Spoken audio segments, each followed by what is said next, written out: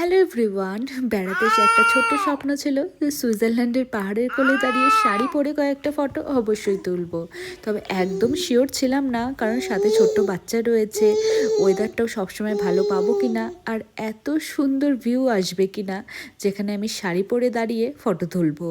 তবে হ্যাঁ, ইচ্ছে ছিল বরফের মধ্যে দাঁড়িয়ে এইভাবে শাড়ি পরে কয়েকটা ভিডিও করব, যে জিনিসটা আমি মিস করে গিয়েছিলাম নরওয়েতে গিয়ে। তখন আমি প্রায় 7 মাসের প্রেগনেন্ট ছিলাম।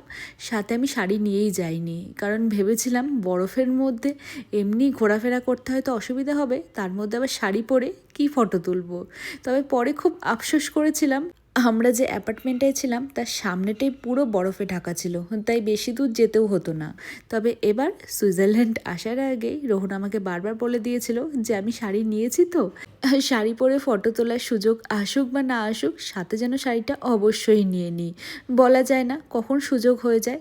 ঠিক সেরকমই একদিন সুইজারল্যান্ড বেড়াতে এসে সকালে সেই সুযোগটা হয়েছিল। বেশি দূর যেতে হয়নি, এই যে আমাদের সামনে হোমস্টে রয়েছে, তার সামনের ভিউটাই এত সুন্দর ছিল, তো সেখানেই দাঁড়িয়ে দাঁড়িয়ে ফটো তুলে নিয়েছিলাম, ভিডিও করেছিলাম।